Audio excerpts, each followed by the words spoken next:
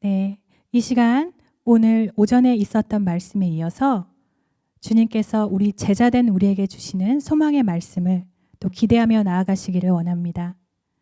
다 함께 찬양 한 곡 부르시고 예배를 시작하겠습니다.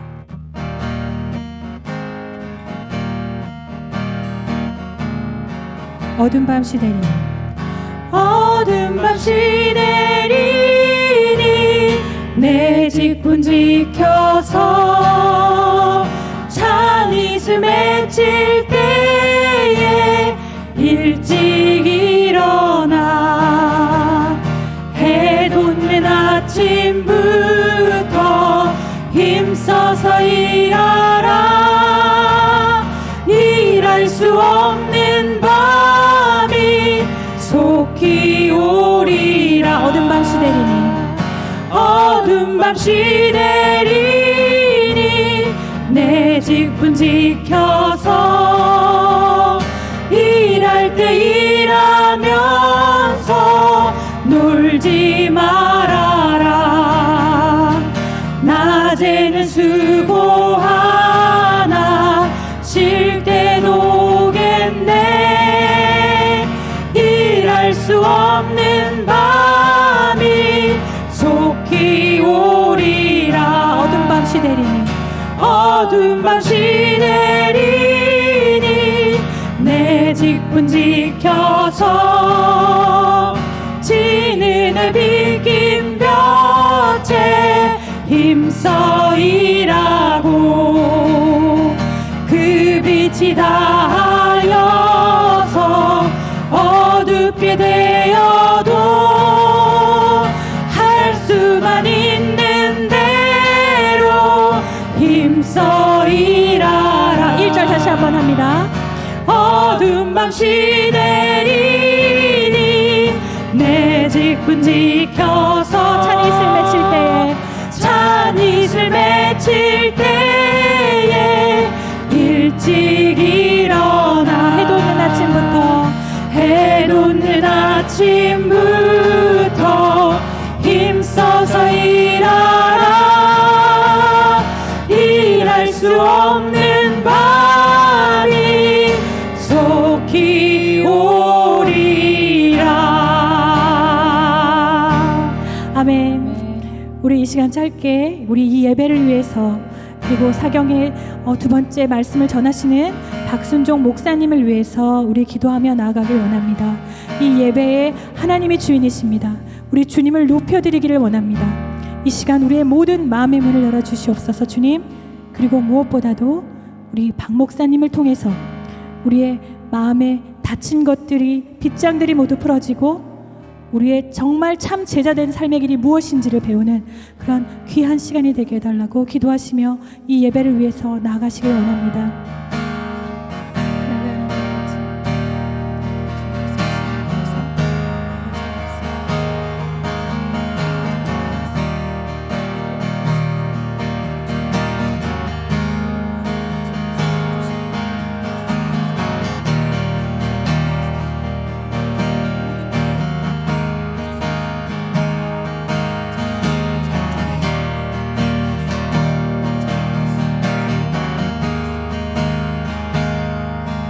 할렐루야. 감사합니다. 우리에게 각자에게 맞는 직분을 허락하시고 그 직분대로 살아가게끔 불러주신 주님의 그 부르심에 감사를 드립니다. 이 예배를 통해서 우리가 더욱 주님을 사랑하고 섬기며 이웃을 사랑하는 참 제자 될 수 있도록 우리를 이끌어 주시옵소서. 감사드리며 살아계신 우리 구주 예수 그리스도 이름으로 기도드립니다. 아멘.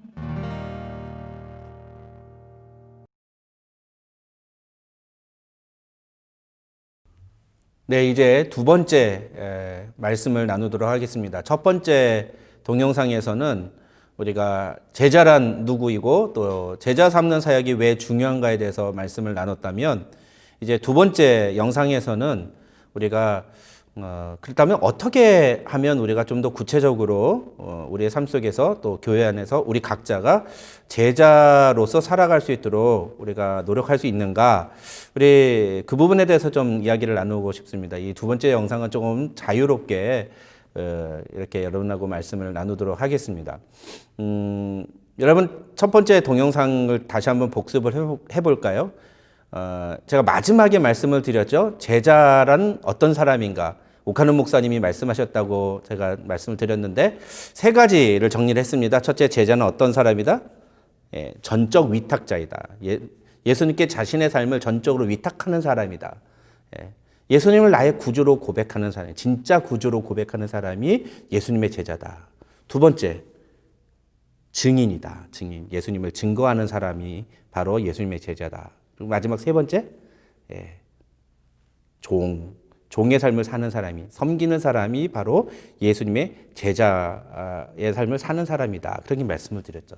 그래서 우리가 신앙생활을 하면서 이제 전적 위탁자의 삶을 살아야 되고, 증인의 삶을 살아야 되고, 또 종으로서 섬기는 삶을 살아야 됩니다. 근데 어떻게 하면 그렇게 할 수 있느냐라는 거죠. 이것은 뭐 어떤 프로그램을 통해서 하는 게 아닙니다. 내가 어떤 프로그램을 이수하면 그게 자동적으로 우리가 그런 능력이 우리에게 주어지는 게 아닌 거죠. 심지어는 제자 훈련이라는 이름을 가지고 우리가 훈련을 할 때조차도 마찬가지입니다. 뭐 제자 훈련이 이제 시중에 나와 있는 여러 제자 훈련 프로그램들이 있습니다. 우리 오병철 목사님은 예수전도단이라는 단체에서 오랫동안 사역을 하셨고, 그래서 예수전도단의 DTS 제자 훈련 방식이 있고요. 저는 사랑의 교회와 우리 워싱턴 중앙 장로교회에서 사역을 하면서 이 사랑의 교회식의 교회 중심의 제자 훈련 방식을 좀 오랫동안 해왔던 사람입니다. 오카노 목사님이 처음으로 고안해내는 방식인데요. 그런 식의 제자 훈련 방식, 교회 중심의 제자 훈련, 뭐 이런 방식들이 있고, 또 뭐 내비게이터, 뭐 CCC에서 하는 뭐 무슨 스텝, 10스텝, 뭐 이런 제자 훈련, 뭐 7단계, 뭐 이런 제자 훈련 과정들이 있지요. 여러분, 근데 어떤 방식으로 제자 훈련을 하느냐가 중요한 게 아닙니다. 어떤 방식으로 제자 훈련을 하든지 우리가 반드시 기억해야 될 것이 있습니다. 특별히 교회 안에서 우리가 제자 훈련을 할 때에 이 제자의 삶을 살아가야 할 때 우리가 반드시 기억해야 되는 것들이 있다는 거죠. 저는 오늘 이 두 번째 영상에서 여러분과 그것을 이야기를 나누고 싶습니다. 우리 성경을 좀 같이 읽도록 하겠습니다. 에베소서 4장, 에베소서 4장 11절부터 16절 말씀입니다. 에베소서 4장 11절부터 16절 말씀. 제가 읽어드릴 테니까 자막으로 아마 나오겠죠? 여러분 그 자막 보시면서 여러분도 큰 소리로 함께 같이 읽으셨으면 좋겠습니다. 함께 읽겠습니다. 그가 어떤 사람은 사도로, 어떤 사람은 선지자로, 어떤 사람은 복음 전하는 자로, 어떤 사람은 목사와 교사로 삼으셨으니 이는 성도를 온전하게 하여 봉사일을 하게 하며 그리스도의 몸을 세우려 하심이라. 우리가 다 하나님의 아들을 믿는 것과 아는 일에 하나가 되어 온전한 사람을 이루어 그리스도의 장성한 분량이 충만한 데까지 이르리니 이는 우리가 이제부터 어린아이가 되지 아니하여 사람의 속임수와 간사한 유혹에 빠져 온갖 교훈의 풍조에 밀려 요동하지 않게 하려 함이라. 오직 사랑 안에서 참된 것을 하여 범사에 그에게까지 자랄지라. 그는 머리니 곧 그리스도라. 그에게서 온 몸이 각 마디를 통하여 도움을 받음으로 연결되고 결합되어 각 지체의 분량대로 역사하여 그 몸을 자라게 하며 사랑 안에서 스스로 세우느니라. 아멘. 자, 여러분, 이제 우리가 이 예수님의 제자가 되기 위해서, 제자로 살기 위해서 우리에게 필요한 것들이 무엇인가를 이야기를 나눌 때 가장 먼저 해야 되는 것이 있습니다. 그것은 주님께서 그의 제자들에게 제자를 삼으라고 명령하셨을 뿐만 아니라 제자를 삼기 위해서 교회에 여러 가지 좋은 그 헬퍼들을 두셨다는 거죠. 그게 오늘 본문의 11절과 12절에서 나오는 내용인데요. 여러분 11절을 보시면 거기 5가지 교회 안에 직분이 나옵니다. 특별히 초대교회에 존재했던 5가지 직분이 나와요. 사도, 선지자, 복음 전하는 자, 목사, 교사 이렇게 나오죠. 그런데 이 5가지 중에 지금 현재 교회에 존재하는 직분은 맨 마지막에 나오는 목사와 교사만 있습니다. 그렇죠? 예. 그리고 그 위에 있는 사도나 선지자, 복음 전하는 자는 교회 안에 존재하는 직분은 아니에요. 뭐 어떤 사람들은 자기를 가리켜서 새로운 사도다, 뭐 새로운 선지자다 이렇게 얘기하기도 하는데 좀 잘못된 겁니다. 신학적으로 굉장히 위험한 주장이고요.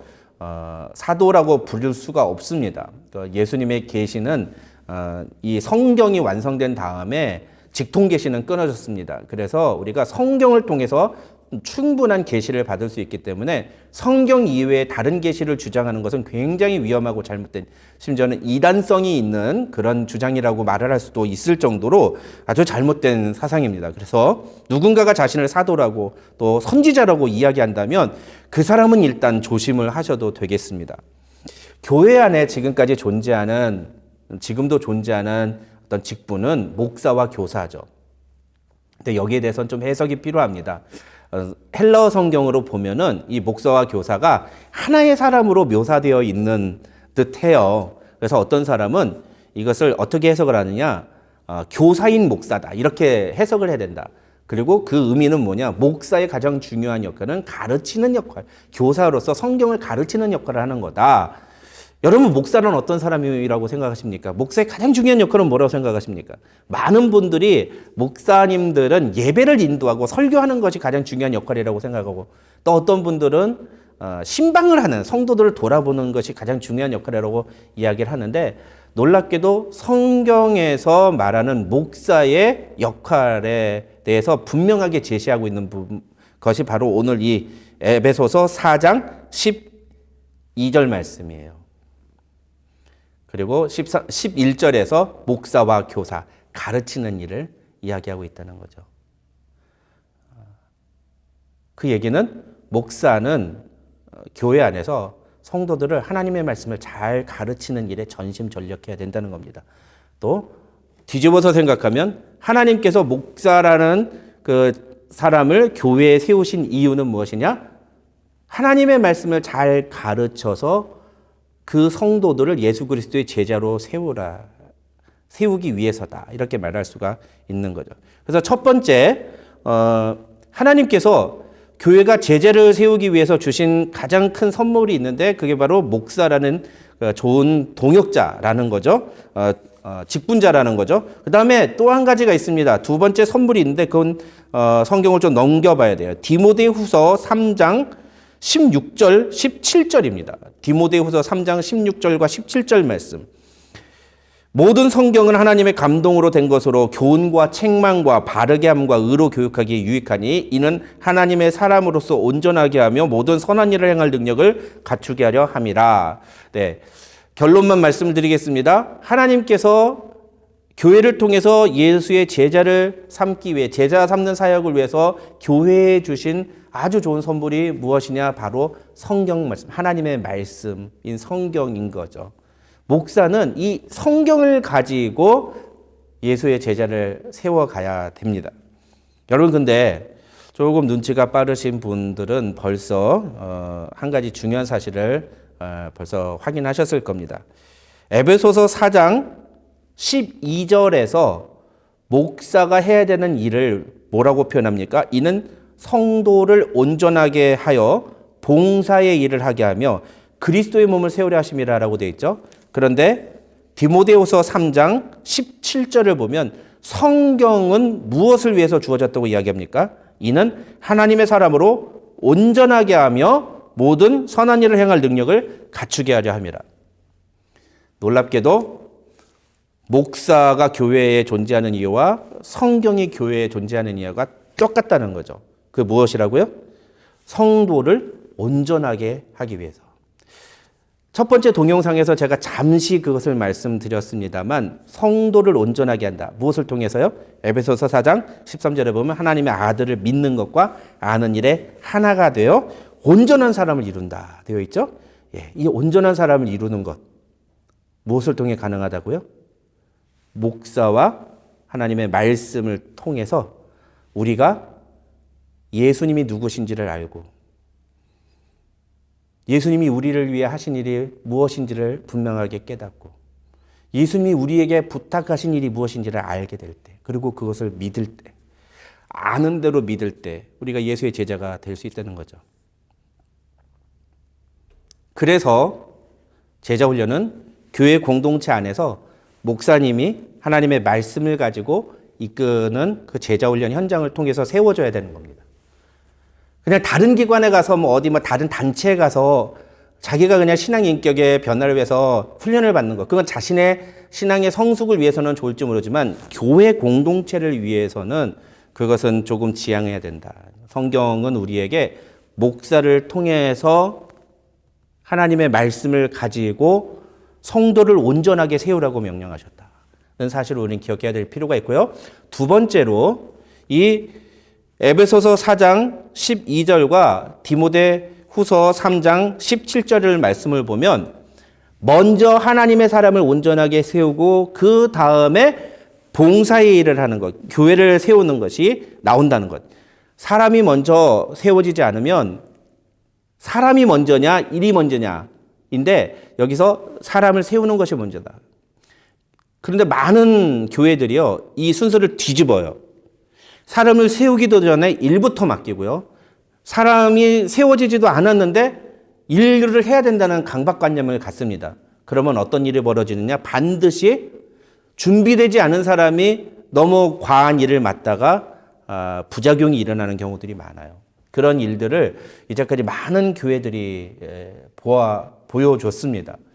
그래서 상처가 일어나고 그래서 교회가 아픔을 겪게 되는 경우들이 많았죠. 여러분, 우리가 제자 훈련을 왜 해야 되느냐 하면은 성도를 온전하게 세워서 그들에게 하나님이 주신 은사와 달란트를 가지고 충성되게 교회를 섬기고 세상을 섬기게 하기 위해서 훈련을 하는 겁니다. 물론 어느 정도 훈련을 하면 그 자격이 다 될 거예요. 그렇지는 않아요. 우리가 제자 훈련을 할 때에 배우는 내용들은요, 사실은 뭐 신앙생활 조금 오래 하신 분들이라면 이미 다 아는 내용들이에요. 이미 다 아는 내용들. 그런데 새로운 것을 배우는 게 아니고 이미 다 아는 내용을 배우는데 무엇을 하느냐? 내가 그 말씀대로 살고 있느냐를 지켜보는 거죠. 내가 그 말씀대로 살고 있느냐. 그것을 우리는 살펴봐야 된다는 것입니다. 여러분, 그래서 우리가 이 부분에 있어서 제자 훈련이라는 게 무엇인지를 좀 고민할 필요가 있고요. 그리고 하나님께서 교회에 우리를 제자로 삼기 위해서, 또 우리가 다른 사람을 제자로 삼도록 하기 위해서 주신 선물이 목사와 하나님의 말씀인 성경이라는 것을 우리가 알고 이 두 가지를 정말 소중히 여기는 그런 교회가 되어야 됩니다. 그리고 이 두 가지 하나님의 선물을 가지고 우리 성도들은 최선을 다해서 예수 그리스도의 제자가 되기 위해서, 제자로 온전하게 세워지기 위해서 전심전력하고 부단히 노력해야 돼요. 그래서요, 목사님을 좀 괴롭히셔야 됩니다, 여러분. 목사님한테 막 제자 훈련 시켜달라고 요청하셔야 돼요. 내가 이 상태로 살면 내가 안 되니까 내가 박순종 목사님이 제자답게 살으라고 하는데, 목사님 우리도 제자 훈련 시켜주세요. 저도 예수님의 제자답게 살기를 원합니다. 목사님 저 가르쳐 주세요. 막 보채셔야 돼요. 여러분, 저는 이번 이 말씀을 통해서 우리 클램슨 주님의 교회에 이런 열망들이 불타오르기를 주님의 이름으로 축원합니다. 여러분, 그런데요, 다시 좀 본문으로 돌아가 보도록 하겠습니다. 그런데 이 목사님이 하나님의 말씀을 가지고 제자 훈련을 시키는데, 그러면 그냥 그 시키는 대로 하기만 하면 되는가? 그렇진 않습니다. 우리 성도들이 제자 훈련 현장에 들어오면서 각자가 좀 각오해야 될 것들이 있어요. 그리고 특별히 이 제자 훈련의 효과, 열매가 잘 나타나게 하려면 우리가 조금 더 주목하고 우리가 좀 더 집중하면 좋은 부분들이 있습니다. 저는 이것을 우리가 예수님의 제자가 되는 원리라고 생각합니다. 훈련의 방법의 문제가 아니에요. 원리예요, 원리. 그래서 우리가 항상 이것을 생각하면 우리가 좀 더 예수의 제자다운 삶의 모습을 갖출 수가 있다는 거죠. 그게 바로 오늘 본문 13절, 14절, 15절에 나오는 내용인데, 저는 그것을 세 가지로 여러분께 좀 제시를 해드리고자 합니다. 첫 번째, 13절 말씀입니다. 거기 보시면 우리가 다 하나님의 아들을 믿는 것과 아는 일에 하나가 되어 온전한 사람을 이루어 그리스도의 장성한 분량이 충만한 데까지 이르리니 라고 되어 있죠. 여러분, 여기 아까 계속 반복해서 말씀드리지만 하나님의 아들을 믿는 것과 아는 일에 하나가 되면 우리가 온전한 사람이 되고요. 그러면 그리스도의 장성한 분량이 충만한 데까지 이른다. 이건 뭐 좀 표현이 되게 어렵게 되어 있는데, 그냥 예수님을 온전히 닮게 된다. 뭐 이런 뜻입니다. 그냥 그렇게 쉽게 이해하시면 되겠습니다. 근데 문제는 뭐냐면은 이게 신앙과 삶이 일치가 되는가 이것을 의미하는 거죠. 그리고 이 얘기는 결국은 우리에게 무엇을 이야기해 주느냐 하면은 우리가 무엇을 위해서 믿고 있느냐, 우리가 신앙생활을 한다고 할 때 그 신앙생활의 목표가 무엇이냐라는 겁니다. 우리가 수많은 설교를 듣죠. 매 주일마다 하나님의 말씀을 듣고 또 개인적으로 성경도 읽고 또 어떤 분은 조금 더 열심히 해서 성경 공부도 참여합니다. 근데 그렇게 하는 구체적인 목표가 무엇이냐? 우리는 무엇을 목표로 살아가고 있느냐? 신앙생활을 하고 있느냐라는 거죠. 그래서 여기서 이 13절에서 우리가 살펴봐야 되는 가장 중요한 포인트가 뭐냐면 바로 우리의 목표가 뭐냐, 우리의 삶의 목표, 우리의 신앙생활의 목표가 무엇이냐. 13절에서는 무엇이라고 합니까? 우리가 온전한 사람을 이루어 그리스도의 장성한 분량이 충만한 데까지 이르러야 된다. 내가 예수님을 닮고자 하는 열망이 우리 안에 가득해야 된다. 사랑하는 성도 여러분, 여러분 정말로 예수 닮기 위해서 교회 다니십니까? 나는 정말 예수 닮고 싶다고 그런 목표를 가지고 신앙생활 하십니까? 저는 저와 여러분이 그런 신앙인이 되기를 바랍니다. 우리 그런 소망을 가져야 돼요. 나 예수 믿으면서 진짜 예수님의 제자다운 삶을 살고 싶다고. 나 예수님 온전히 닮고 싶다고. 예수님을 닮아서 살고 싶다고. 여러분, 근데 그게 뭔가 거룩한 게 막 우리 몸에서 막 뒤에서 막 후광이 비치고 뭐 아우라라고 그러죠. 막 그런 성자가 되고 뭐 불교에서는 그렇게 오랜 고행과 수도를 닦은 사람은 나중에 죽고 나면은 몸에서 사리가 나온다 막 이런 얘기 하지 않습니까? 우리가 막 그런 걸 말하는 걸까요? 아니에요. 본문을 보세요.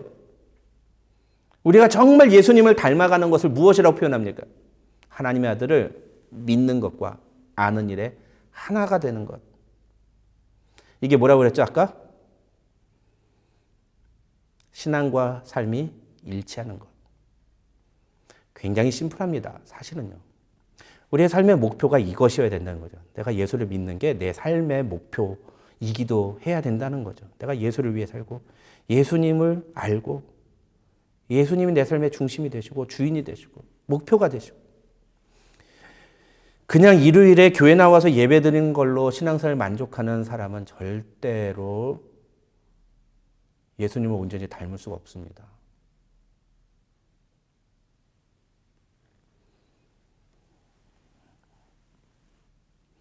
그래서 우리는 항상 질문해야 돼요.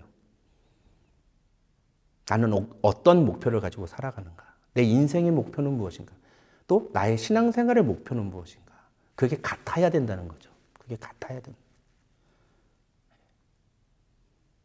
그게 예수 믿는 사람이어야 된다. 그게 예수 믿는 사람의 목표여야 된다라는 겁니다. 두 번째 14절입니다. 14절 보시면 이는 우리가 이제부터 어린아이가 되지 아니하여 사람의 속임수와 간사한 유혹에 빠져 온갖 교훈의 풍조에 밀려 요동하지 않게 하려 함이라고 되어 있죠. 이 14절의 핵심은요, 어린아이가 되지 않는 거예요. 되지 말라는 거죠. 근데 이 14절은 사실은 13절의 결과예요. 그러니까 우리가 아는 것과 믿는 것이 하나가 되어서 온전한 사람을 이루고 그리스도의 장성한 분량이 충만한 데까지 이루고 나면 우리는 더 이상 어린아이와 같이 되지 않는다. 세상의 풍조에 밀려서 요동하지 않게 된다. 이런 말씀을 하는 겁니다. 네. 여러분, 이 얘기는요, 우리가 신앙의 성숙, 그리고 우리가 예수님을 온전하게 닮게 되면 우리에게 어떠한 변화가 일어나느냐를 보여주는 건데요.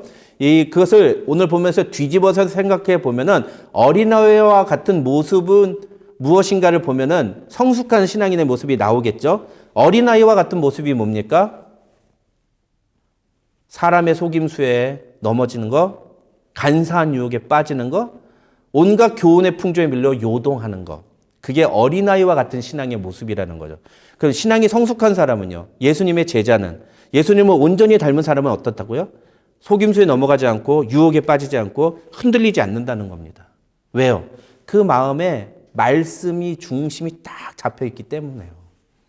세상이 아무리 흔들려도 흔들리지 않는 삶을 살아가게 된다는 거죠. 이런 걸 가리켜서 영적인 분별력이라고 이야기를 합니다. 영적인 분별력. 여러분, 우리는 분별력을 가진 사람이 돼야 되죠. 그런데요, 중요한 것은 이것은 이제 결국은 우리가 신앙이 장성해지고 우리가 영적으로 성숙하고 예수의 제자다운 모습을 갖추게 되면 우리가 그런 영적인 분별력이 우리에게 생긴다는 것을 말해 주는데, 그런데 그렇게 되면 결국은 어떤 모습이 나타나느냐, 이 영적인 분별력이라는 것은 무엇과 연결이 되어 있느냐 하면은 이건 가치하고 연결이 되어 있어요. 기준이 뭐냐에 따라서 다른 거죠. 내가 어떤 기준을 가지고 살아가느냐에 따라서 그것이 옳은 것이냐 틀린 것이냐를 판가름하게 된다는 겁니다. 세상의 가치를 가지고 살아가면은 절대로 그게 죄가 아니에요. 그런데 하나님의 가치, 하나님의 말씀이라는 가치를 가지고 살아가면은 이게 하나님 앞에서 죄가 될 수 있고 하나님이 싫어하시는 일이라고 우리가 생각할 수 있게 되는 일들이 많다는 거죠. 세상에서는 전혀 그게 죄가 아닐 수가 있습니다. 가장 단적으로 제가 예를 들어볼까요? 일요일에 골프 치러 가는 거 어떻습니까, 여러분? 뭐 어쩌면 우리 클램슨 주님의 교회 성도들 중에서도 그런 분이 계실지 모르겠어요. 좀 조심스러운데 저는 어떠한 편견이나 어떠한 여러분을 공격하려고 말씀드리는 건 아닙니다만, 혹시 그런 경우에 해당되시다 하더라도 제가 여러분을 모르지 않습니까? 오병철 목사님한테 전혀 어떤 얘기도 들은 바 없어요. 그냥 하나의 예화를 통해서 어쩌면 저희 교회의 성도들에게 있는 모습 중에 그런 예화를 든다고 생각하시면 좋겠습니다. 주일날 골프를 치러 가는 모습 어떻습니까? 세상에서 세상 사람들이 보기에 열심히 일하고 일요일날 쉬는 날 골프 같은 거 치러 가서, 특별히 자기 혼자 치는 것도 아니고 가족들 데리고 가서 가족들과 함께 열심히 골프 치고 자녀들이 푸른 잔디에서 뛰놀고, 그리고 끝나고 난 다음에 부인과 함께 또 골프 치고 좋은 시간 가지고 거기 라운딩 걸어 다니면서 이렇게 대화도 나누고 부부간의 대화도 좋고, 끝나고 난 다음에 가족들과 함께 또 맛있는 음식점에 가서 식사도 먹고 좋은 시간을 보내는, 얼마나 좋습니까, 여러분? 세상에서 그게 죄가 되나요? 절대 죄가 안 되죠. 너무너무 좋은 일 아닙니까? 그런데 예수 믿는 사람이 주일날 예배 빠지고 그렇게 골프 갔다고 생각해 보십시오. 그럼 어떻게 될까요?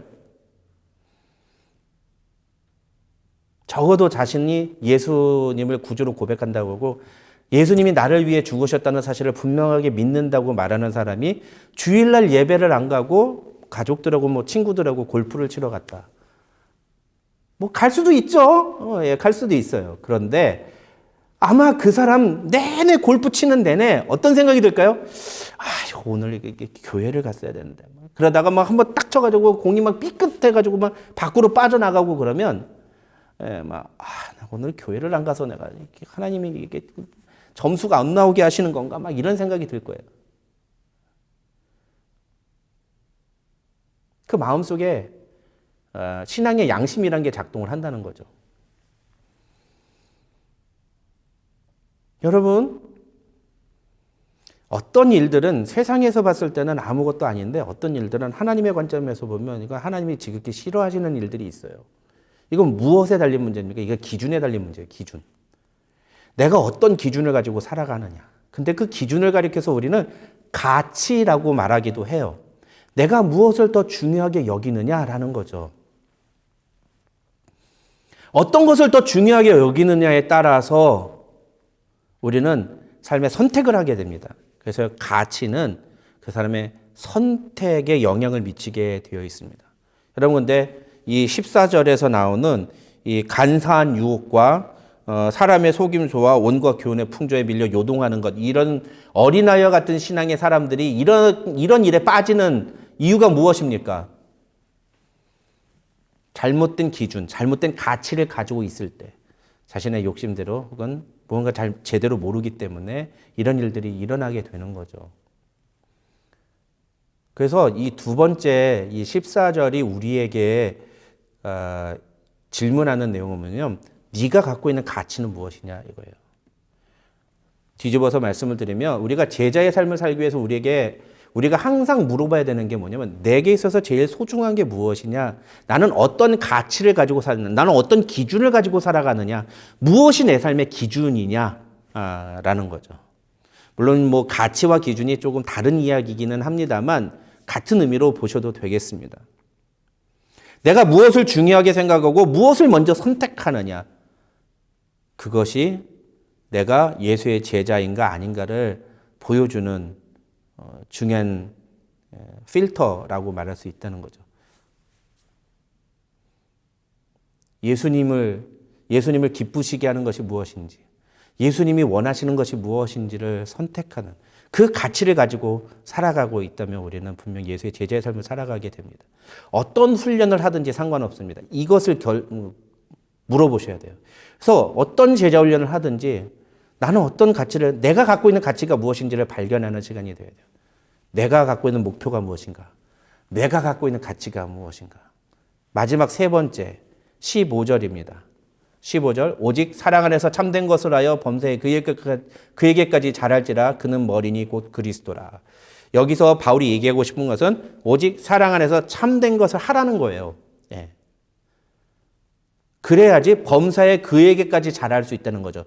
그에게까지 자라간다. 예수의 제자가 된다는 거 의미한다고 말씀을 드렸죠. 예. 우리가 예수의 제자답게 살아가는 것은 결국은 사랑 안에서 참된 것을 행하는 것이다 라는 거죠. 근데 이것은 뭐 세부적인 내용을 말하는 것도 의미하지만 조금 더 원론적으로 우리가 이야기를 하면 이것이 우리에게 제시해 주는 메시지는 뭐냐면 태도예요. 태도. 어떤 태도를 가지고 행동하느냐. 그게 되게 중요하다는 거죠. 15절에서 바울이 얘기하는 건 우리는 그리스도인이기 때문에 진리를 믿는 사람들이고 진리를 추구하는 사람들이에요. 그런데 그 진리를 추구할 때 반드시 놓치면 안 되는 게 뭐냐? 사랑의 태도다라는 거예요. 여러분 요한계시록 2장을 보시면 7교회 이야기가 나옵니다. 근데 그 7교회 이야기, 요한계시록 2장을 보시면 7교회 이야기가 나오는데 그 7교회 중에 첫 번째 교회가 바로 에베소 교회죠. 여러분 근데 그 에베소 교회를 보시면은요 어떤 말씀이 나오느냐면 예수님께서 그 에베소 교회를 막 칭찬해요. 내가 거짓 선지자들, 거짓 교사들을 드러낸 것, 잘못된 사람들을 드러낸 것, 진리를 수호하게 노력한 것, 내가 잘한다, 칭찬한다. 그런데 책망할 것이 하나 있으니 너희가 첫사랑을 버렸다. 그 얘기를 하십니다. 아이러니하지 않습니까? 바울이 오늘 본문에서 여러분 사실은요 에베소 교회는요 바울이 개척한 교회예요. 그런데 바울이 개척한 교회에서 왜 사랑이 없다고 예수님이 말씀하실까요? 어쩌면 바울도 아마 그것을 느꼈을 거예요. 이 에베소 교회 교인들이 진리는 굉장히 중요하게 여기는데 사랑의 태도들이 없다는 걸 아마 알았을 거예요.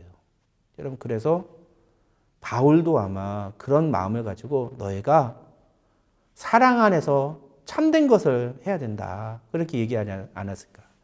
근데 아쉽게도 그 부분에 대해서 실패한 거죠. 이렇게 태도예요. 교회 안에서도 보면은요, 옳은 소리 잘하는 분들이 있어요. 틀린 얘기는 아니에요. 그런데 마음에 사랑이 없어요. 형제 사랑이 없습니다. 그러면 안 된다는 거죠. 바른 말을 하되 사랑의 마음을 담아서 말을 해야 된다는 거예요. 물론 그것을 듣고 안 듣고는 그 사람의 몫이니까 거기까지는 우리가 책임 못 집니다. 그러나 최소한 우리가 진리를 말할 때 사랑의 태도를 가지고 이야기해야 된다는 거죠. 이 얘기는 우리가 이 세상에서 다른 사람들에게 예수님을 보여줄 때에 우리가 그 사람들에게 예수님이 보여주신 사랑의 마음과 어떤 그런 올바른 태도들을 보여주는 것도 굉장히 중요하다는 거죠. 예수 믿는 사람이 뭐 그래, 뭐 그따위야. 이런 얘기가 들리면 안 된다는 거예요.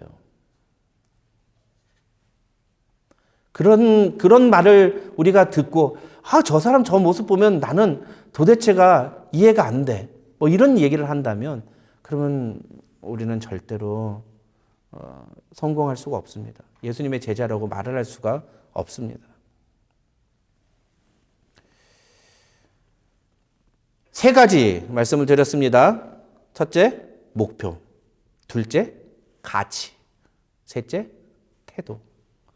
이 세 가지 원리, 이 세 가지 원리를 우리가 기억해야 된다는 거죠. 이 세 가지를 우리가 항상 돌아보고 내가 예수 믿는 자로서 과연 내 삶의 목표는 무엇이고 내 삶의 가치는 무엇이고 내 삶의 태도는 무엇인가를 우리가 항상 점검해 봐야 된다는 것입니다. 그리고 이것이 바르게 정립이 되면 우리는 반드시 예수님의 제자로서 온전한 삶을 살아갈 수 있게 됩니다. 물론 이제 오병철 목사님께서 어떠한 특별한 계획이 있어서 이러저러한 어떤 프로그램들을 하실 수 있습니다. 네. 그리고 그런 시간들이 여러분에게 굉장히 큰 은혜가 될 것입니다. 그런데 공부하는 데만 여러분이 집중하지 마시고 그런 내용들을 통해서 이 세 가지를 반드시 물어보셔야 돼요. 이 내용들을 통해서 나의 목표, 내가 바꿔야 되는 목표는 무엇인가? 예수님이 나에게 요구하시는 삶의 목표는 무엇인가? 그걸 생각하셔야 돼요. 두 번째, 나는 어떤 가치를, 난 무엇을 소중하게 여기고 살아가고 있는가? 내 기준은 무엇인가? 오늘 말씀이 나에게 요구하는 변화는 무엇인가? 나보러 무엇을 바꾸라고 하는 건가? 그 예수님의 말씀대로 바꾸는 거거든요. 어떤 사람들은요, 말씀대로 자신을 변화시키지 않고 말씀을 바꾸려고 해요. 왜? 내가 껄끄러우니까. 내가 듣기 싫다는 거죠. 목사님, 그런 설교 좀 그만하세요. 여러분, 그렇게 말을 하면 절대로 우리는 예수님의 제자로 변화되기가 어렵습니다. 하나님의 말씀을 듣고 그 말씀을 우리가 기준 삼아서 그 말씀대로 내가 삶을 변화시키려고 노력할 때, 그러면요, 우리의 가치가 달라져요. 무엇이 정말 중요한가? 내 삶에서 제일 중요한 게 무엇인가? 그게 가치가 달라진단 말이죠. 그러면 선택이 달라지게 되어 있어요. 마지막 세 번째, 태도예요, 태도. 교회 안에서 같이 신앙생활하는 지체들과 말하는 태도도 굉장히 중요합니다. 그냥 막 말하시면 안 돼요. 에베소서 4장부터 5장까지를 보시면 4장 17절부터 5장 21절까지 보시면 바울이 바로 그 부분에 대해서 굉장히 자세하게 이야기를 하고 있어요. 어떤 말을 해야 되는지, 어떤 말을 하면 안 되는지, 어떤 태도를 보여야 되는지, 어떤 것들을 해야 되는지 아주 자세하게 바울이 가르치고 있습니다.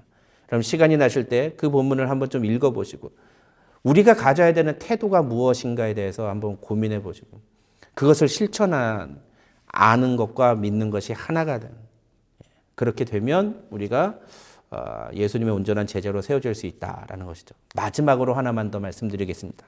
16절입니다. 그에게서 온몸이 각 마디를 통하여 도움을 받음으로 연결되고 결합되어 각 지체의 분량대로 역사하여 그 몸을 자라게 하며 사랑 안에서 스스로 세우느니라. 이 말씀은 결국은 이런 우리 제자 훈련의 목표가 무엇이냐를 이야기해주고 있다고 볼 수 있습니다. 제자 훈련의 목표는요, 우리 각 사람이 예수 그리스도를 온전히 닮고 그리고 예수님의 제자답게 살아가도록 우리 준비시키는 것이지만 그것은 단순히 우리 각자의 신앙의 성숙만을 위한 것이 아니라는 거죠. 반드시 무엇을 위해서? 교회를 세우는 일을 위해서 쓰여져야 된다는 거예요. 그래서 그것을 바울은 지체로 설명해서 각 마디를 통하여 도움을 받음으로 연결되고 결합되어 각 지체의 분량대로 역사하여. 근데 여기서 중요한 단어들이 몇 가지가 있는데 첫째는 도움을 받음으로라는 거예요. 도움을 받음으로. 여러분 우리는요, 일본어입니다만 독고다이로 살아갈 수 없어요. 교회는 다 도움을 받는 지체가 돼야 돼요. 내가 남에게 도움을 받는 것에도 익숙해야 되고 또 내가 남에게 도움을 주는 것에도 익숙해야 돼요. 그게 교회예요. 그래야지 서로가 연결이 돼요. 그리고 결합이 된다. 이게 굉장히 중요한 요소란 말이죠. 그래서 우리가 서로 도움을 주고 도움을 받는 일에 우리가 굉장히 익숙해지셔야 됩니다. 그 다음에 또 하나 중요한 게 뭐예요? 각 지체의 분량대로 역사해야 돼요. 각 지체의 분량대로 역사한다가 하나님이 자기에게 주신 은사대로 교회를 위해 섬기는 걸 의미하는 거죠. 이건 다 달라요. 이거 언젠가 또 이 내용만 가지고 말씀을 나눌 기회가 있으면 좋겠습니다만, 모두 다 똑같은 직분, 모두 다 똑같은 역할을 하는 게 아니란 말이죠. 각자가 사역하는 그 역할들이 다르기 때문에 그 역할 그대로 우리가 함께 자신에게 맞는 역할대로 교회를 섬겨 나가야 된다. 그렇게 하면 그리스도의 몸된 교회가 자라가며 스스로 세워져 간다. 우리 교회가 건강하게 세워져 간다. 그러면 교회의 변화가 일어납니다. 우리 클램슨 주님의 교회가 우리 주변으로부터 정말 건강한 교회라고 소문나게 됩니다. 많은 사람들이 클램슨 주님의 교회를 부러워하게 되고 자랑스럽게 여기는 날들이 오게 될 것입니다. 이 소망을 가지고 사랑하는 성도 여러분, 오늘부터 주님을 닮아가는 이 제자의 삶을 살아가기로 결단하는 성도들 되시기를 주님의 이름으로 축원합니다. 기도하겠습니다. 하나님 아버지 감사합니다. 이 두 번째 동영상을 통해서 우리가 제자의 삶의 세 가지 원리에 대해서 함께 나누었습니다. 하나님, 우리의 삶의 목표가 무엇이고 우리가 어떠한 가치를 가지고 또 우리의 주변 사람들에게 어떤 태도를 보이며 살아야 되는지를 알게 해주시니 감사합니다. 그것이 정말 중요하다는 것을 알게 해주시니 감사합니다. 하나님, 이후에 있을 모든 시간들을 통해서도 우리가 동일한 은혜를 경험하게 도와주시고 무엇보다도 예수 그리스도의 제자로 부름받은 그 부르심에 합당한 삶을 살아가는 귀한 성도들 될 수 있도록 말씀 주실 때 그 말씀을 통해서 우리가 변화되어야 될 것이 무엇인가를 깨닫는 귀한 은혜의 시간 허락하여 주시옵소서. 감사드리오며 예수님의 이름으로 기도드립니다. 아멘.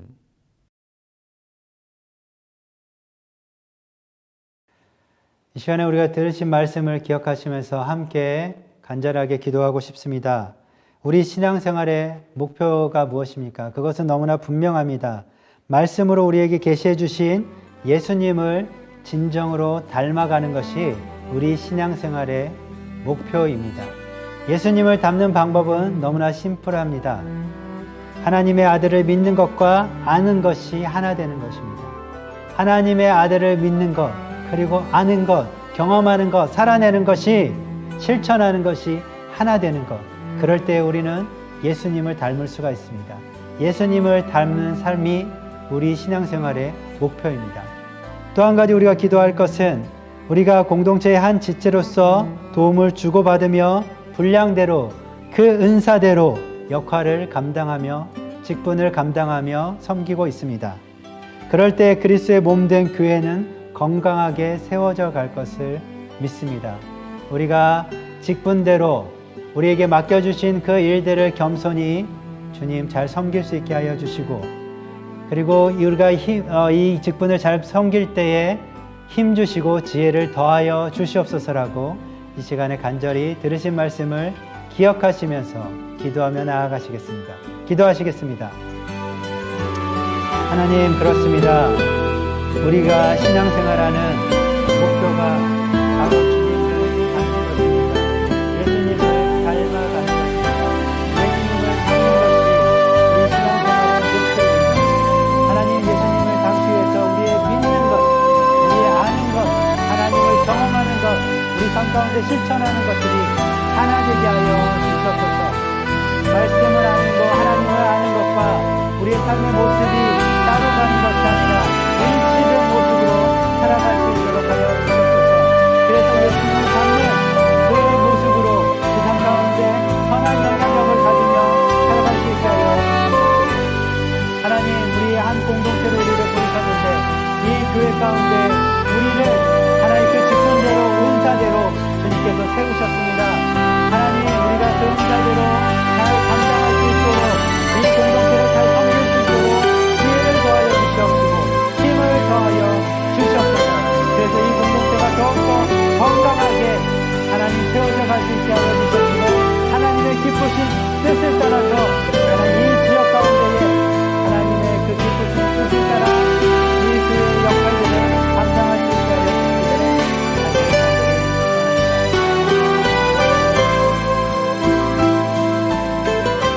하나님, 이 시간에 우리 가운데 말씀으로 은혜를 더하여 주심을 감사를 드립니다. 우리 신앙생활의 목표는 분명합니다. 예수님을 닮는 것입니다.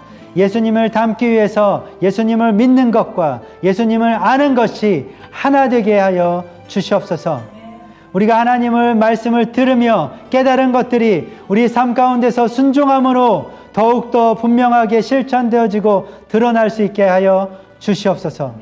또한 이 공동체에 우리를 한 몸으로 부르시고 서로 다른 지체로 우리를 부르셨는데 우리 가운데 맡겨주신 그 지체로서의 역할, 직분으로서에 대한 것들을 잘 지혜롭게 감당하며 살아갈 수 있게 하여 주시옵소서. 그것을 감당할 때에 주님 힘을 주시고 믿음을 더하여 주시옵소서. 그래서 이 클램슨 주님의 교회가 건강한 공동체로, 교회로 더욱더 세워지기를 간절히 원하고, 이 지역 가운데 이 교회가 마땅히 감당해야 될 복음을 증거하는 그 일을 우리가 믿음으로 행하게 하여 주시고 하나님의 기쁘신 뜻을 이루어가는 클램슨 주님의 교회가 될 수 있도록 주님 축복하여 주시옵소서.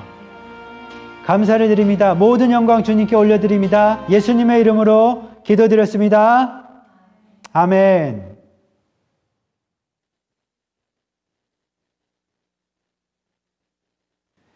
진심으로 감사의 말씀을 전합니다.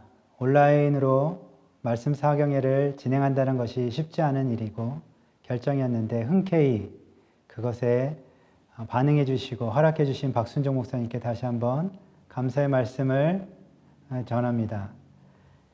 영상을 3번이나 다시 찍으시면서까지도 애써 주시고 그리고 이것을 위해서 함께 기도해 주셨는데 꼭 다음에 기회 되면 실제적으로 저희 교회에 모셔서 계속해서 말씀을 더 듣고 싶습니다. 다시 한번 감사의 말씀을 드립니다. 다 함께 기도하시겠습니다.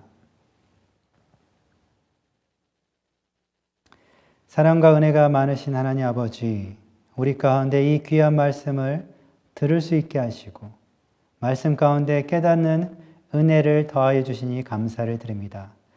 우리가 신앙생활을 하는 목표가, 목적이 하나님 예수 그리스도를 닮는 것입니다. 말씀 가운데 계시된 예수님을 닮아가는 저희들 되게 하여 주시옵소서. 하나님을 믿는 것, 하나님 아는 것이 하나 되어서 예수님을 진정으로 닮아가게 하여 주시옵소서. 저희들을 한 몸에 각 지체로 부르셨는데 각 지체들이 맡은 그 직분대로 지혜롭게 성실하게 감당해 나갈 수 있게 하여 주셔서 이 공동체가 더욱더 건강하게 하나님 세워져 가기를 간절히 소망합니다. 그리고 간절히 또한 기도하는 것은 로토루와 갈릴리 한인교회가 하나님의 말씀 안에서 더욱더 하나 되게 하여 주시옵시고 한 성령님으로 인하여서 더욱더 한 마음 한 뜻으로 하나님을 섬기는 교회 될 수 있도록 축복하여 주시옵소서. 진리된 말씀이 견고히 기준이 되어서 이 교회 가운데에 하나님의 사랑과 공의가 실천되게 하여 주시옵시고 무엇보다 예수님의 제자들이 헌신과 희생을 그리고 그 말씀 가운데서 바른 진리를 무엇인지 분별할 수 있는 그 예수님을 닮은 제자들이 이 교회 가운데 계속해서 세워져 갈 수 있도록 주님 축복하여 주시옵소서. 이제는 우리 주 예수 그리스도의 은혜와 하나님의 그 크신 놀라우신 사랑하심과 성령님의 위로 교통 충만하심이 우리 신앙생활의 목표가 된 예수님을 닮기를 간절히 소원하는 이 공동체 가운데 지체로서 맡겨진 직분들을 잘 감당하기를 소원하는 사랑하는 클램슨 주님의 교회 모든 성도님들 머리 위에, 가정 위에 이 영상으로 함께 예배 드리시는 사랑하는 성도님들 머리 위에 클램슨 주님의 교회 위에 로트루와 갈릴리 한인교회 위에 지금부터 영원토록 함께 하시기를 간절히 축원하옵나이다. 아멘.